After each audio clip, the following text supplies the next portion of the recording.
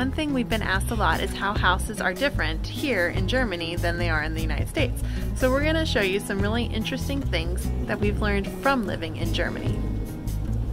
I'm opening up the front door, and the difference in the front door is this handle right here. It's different because usually you have a little handle like up on top of that, but that you just pull down, but this. And you have to pull the door in, turn to the right till it clicks, and then push.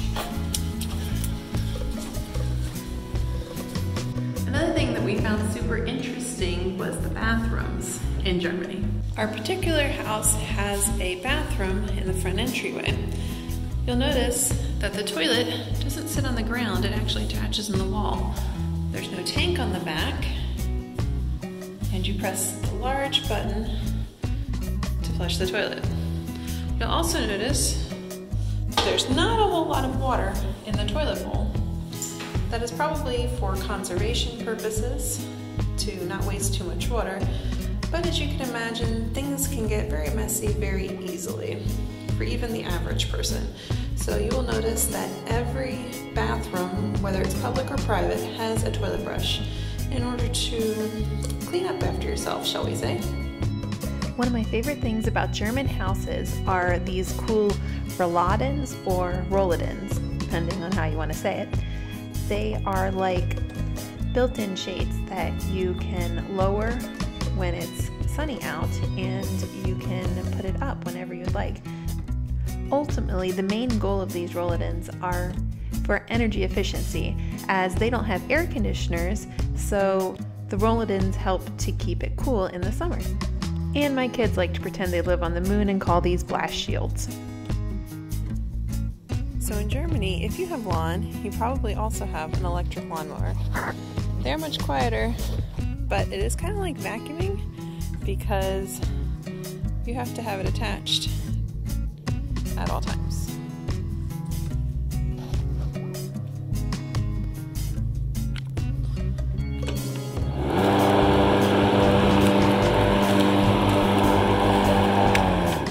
Just be careful not to run over the cord. And of course, all of the waste is then put into the correct recycle bin.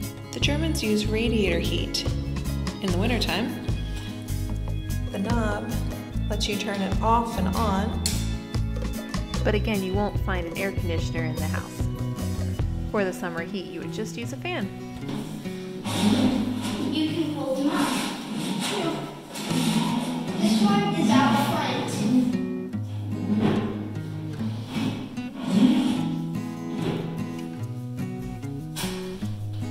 They can open if you twist the handle that way. We also have the screen in front of each window. Or if it's somewhere and they're not that quick, you can have them open. They open if you flip the handle upside down.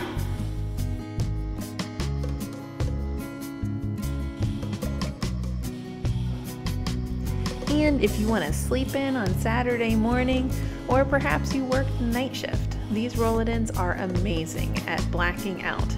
No more need for blackout curtains. Another interesting thing about German houses is they don't have closets that are part of the room. Instead, they have built-ins like this one. And that's your closet space.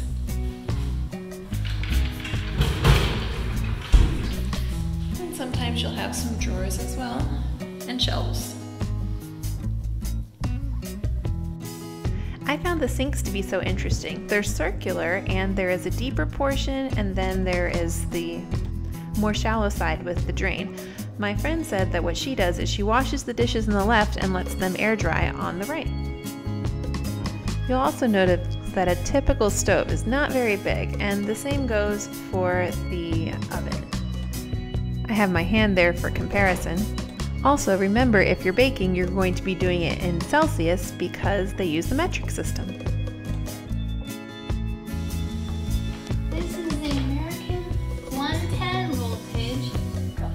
to the German 220 voltage. German voltage looks a little bit different. And this is the only kind of plug they have in German homes. And this is the only kind in American homes. But since this house was made by Americans in Germany, we have both voltage because we brought over our American stuff from America to Germany. So we have both voltage. And even the plugs look a little bit different. 110 is just normal, and then that's 220. I hope you liked our German house. Make sure you comment if you have any questions. Or if you just want to tell us you saw something interesting that you didn't realize was in Germany. Like, subscribe, and comment, and ding the notification bell. Cheers! Cheers!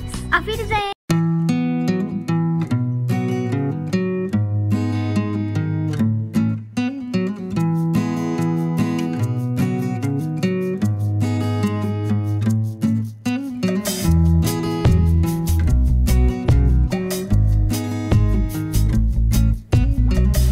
One thing I like about German light switches is I can just go like this and the light's off because they have this kind of light switch. And for closets and bathrooms, when you turn it on, there's a little light right there that says if it's on or off, and when I turn it off, it turns off. So that way, if the door is closed, like that, you can tell if the light, if it's on or off. So it's mostly for closets